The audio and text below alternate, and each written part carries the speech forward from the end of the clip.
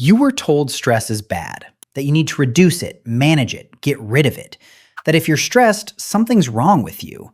But nobody explained what stress actually is, which is strange because this one system quietly decides whether you sleep or lie awake at 3 a.m., whether your chest goes tight before a meeting, whether you snap at someone you love over nothing, whether a deadline feels like a challenge or a threat. And here's what trips everyone up. Stress isn't a malfunction. It's not your body breaking. It's your body's survival system. And later, I'll show you something specific. Why you can feel your heart pounding over an email that can't physically hurt you. And why that's not you overreacting. No wellness fluff. Let's break it down. So here's what stress actually is, in one sentence. Stress is your body flipping into emergency mode, getting you ready to survive a threat that most of the time now isn't actually a physical one. That's it. That's the whole thing. Deep in your brain, there's something like a smoke alarm. Its only job is to spot danger and hit the panic button fast, faster than you can think. When it fires, your body floods with chemicals that turn you into a survival machine. Heart pounds to move blood to your muscles, breathing speeds up for oxygen, senses sharpen, and your body shifts energy away from anything that doesn't help with immediate survival. This is fight or flight. It's brilliant. It's saved countless lives. The catch is that the alarm can't tell the difference between a lion and a looming deadline. A real threat and a thought about a threat can trigger the same alarm system. So you can get a real stress response, pounding heart, tight chest, racing mind, aimed at an email. The system works, it just can't tell what century it's in. Everything about stress comes down to two questions. Question 1, why does your body panic over things that can't physically hurt you? Question 2, if stress is a survival tool, when does it turn into a problem? Answer those two, and stress stops feeling like a personal weakness and starts making sense. 3 quick building blocks, then what it means for you. Let's go. 1. The alarm fires before you can think. That's the point. Here's the first thing to understand. The stress response is supposed to skip your thinking brain. That's not a bug, it's the whole design. If a lion jumps out, the person who stops to calmly think it over gets eaten. The person whose body reacts before thought, heart already pounding, legs already moving, survives. So evolution wired the alarm to fire first and explain itself later. By the time you consciously notice you're stressed, the chemicals are already coursing through you. You didn't choose it, it happened before you got a vote. This is why just calm down is almost useless in the moment. The part of you that panicked isn't the part that listens to reason. You're trying to reason with a smoke alarm. Stress fires before your thinking brain gets a say, by design, so you'd survive the lion. 2. The alarm can't tell real threats from imagined ones. Here's the part that explains modern life, and the tease from the open. Your alarm reacts to thoughts almost the way it reacts to reality. Picture a lion in front of you. Alarm fires. Now, just imagine that lion, vividly. The alarm fires anyway, a little quieter. Your body can't fully tell the difference between a threat that's happening and a threat you're only picturing. So when you replay an awkward conversation, or imagine your boss's reply, or lie in bed rehearsing everything that could go wrong tomorrow, your body treats each thought like a small lion in the room. That's why you can feel genuine physical panic, real pounding heart, real tight chest, over an email that cannot physically touch you. You're not overreacting. Your alarm is doing its job. It just can't tell that this particular lion is imaginary. Your body reacts to threatening thoughts almost like real danger.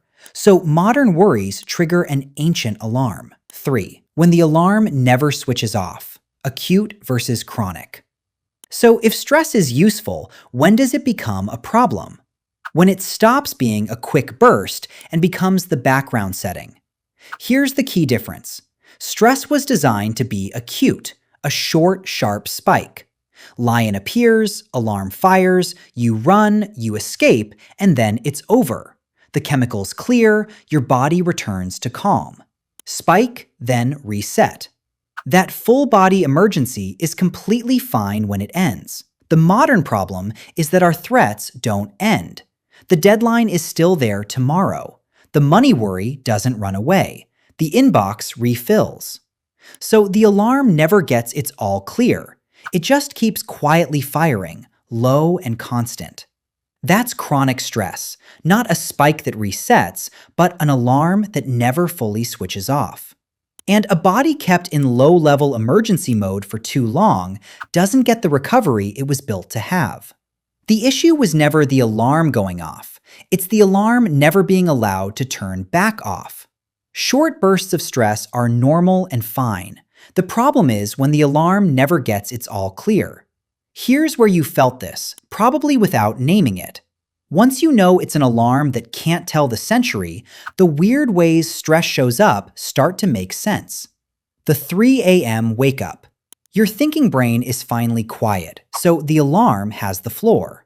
Nothing's chasing you, but the body's in low emergency mode, so you snap awake, heart going, over a problem you can't even do anything about at 3 a.m. The tight chest before a meeting. No physical danger anywhere, but your alarm read being judged by the group as a threat, because to your ancestors, being cast out of the group genuinely was dangerous. So your body armors up for a fight that's just a calendar invite. Snapping at someone over nothing. When the alarm's been quietly firing all day, you're already in fight mode. So a tiny thing, a dish left out, a slow driver, gets the response a real threat would. It's not really about the dish. It's a system already primed to fight. Feeling run down after a long, stressful stretch. When the pressure finally drops, you may notice how exhausted your body actually is.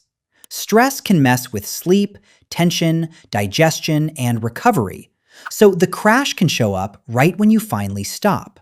You're not fragile, and you're not overreacting. You're carrying an ancient alarm through a world it was never designed for. So once you see stress as an alarm that can't tell real from imagined, and one that needs its all clear, the things that actually help start to make sense. And none of them are just calm down. Give the alarm its all clear. The response was built to end with the body doing something, running, moving. It never got the physical release, so movement, even a walk, can help signal the threat has passed. You're finishing the sequence the alarm started. Work with the body, not the thoughts. You can't reason with a smoke alarm, but you can act on the thing it controls. Slow breathing, especially a long exhale, is one of the few direct dials you have on the panic system, because it tells the body the emergency is over in a language the alarm actually understands. Name the imaginary lion. When your chest goes tight, it can help to notice, this is my alarm, reacting to a thought, not a thing in the room. That doesn't switch it off, but it stops you from adding a second layer, panicking about the panic. Protect the off switch. Since the danger is the alarm never resetting, the most useful thing isn't eliminating stress, it's making sure it gets to end. Real breaks, real sleep, real moments where nothing is being demanded of you. That's not laziness. That's the reset the system was built around. None of this is about becoming someone who never feels stress. That's not the goal, and it isn't possible. The alarm is supposed to be there. It's about letting it do its job, and then letting it stop. And one honest note, if the alarm feels like it never turns off, if the worry is constant, or the panic is severe, or it's genuinely running your life, that's not a willpower thing. And it's not something you have to white-knuckle alone. That's worth talking to a doctor or a professional about. Some alarms need more than a walk and a long exhale, and that's okay. The most common stress misconceptions, and some are things people repeat with total confidence. Mistake 1. Thinking stress means you're weak. It doesn't. The stress response is universal survival hardware. Everyone has it, the calmest looking people included. Feeling it isn't a flaw, it's proof the system's working. What varies isn't whether the alarm fires, it's how quickly it resets. Mistake 2. Thinking all stress is bad. It isn't. Short bursts sharpen you. Focus, energy, quick reactions before a challenge. That's the alarm at its best. The goal was never zero stress. A life with no alarm would be a dangerous one. The problem is only the alarm that never turns off. Mistake 3. Trying to think your way out of it in the moment. As we covered, the panicking part isn't the reasoning part. Telling a stressed person, just relax, is talking to the wrong system. You reach the alarm through the body, not the argument. Mistake 4. Ignoring it because it's just stress. The spike is harmless when it ends. The thing worth taking seriously is the alarm that never resets. The low, constant hum with no all clear. Treating chronic stress as just stress misses that the danger was never the noise, it's the never stopping. Mistake 5. Thinking relaxing should be easy. If you've been in emergency mode for weeks, your body can forget how to stand down, which is why you can feel restless or even anxious the moment you try to rest. That's not you failing at relaxing. That's an alarm that needs practice remembering how to switch off. What you actually walk away with. Takeaway 1. Stress isn't a malfunction. It's your survival alarm working exactly as designed. It fires before you can think, because the ancestors who reacted first are the ones who lived. You're running ancient hardware, not a broken system. Takeaway 2. That alarm can't tell a real threat from an imagined one, which is why a thought about a deadline can trigger the same pounding heart as a lion. Feeling physical panic over something that can't touch you isn't overreacting. It's the alarm doing its job in the wrong century. Takeaway 3. Short bursts of stress are normal and even useful. The real problem is the alarm that never gets its all clear. So the goal isn't eliminating stress, it's protecting the reset. Let it fire, then let it stop. Stress is not a sign you're weak, and it's not your body betraying you. It's a system, a survival alarm doing exactly what it evolved to do, just in a world full of threats it was never built to read. Once you understand the system, you stop fighting the fact that it fires, and you start giving it what it actually needs: permission to switch back off. The next video covers anxiety, why your brain keeps scanning for danger, why what-if thoughts feel so real, and why the alarm can keep ringing even when nothing is happening. Subscribe so you don't miss it. See you next time.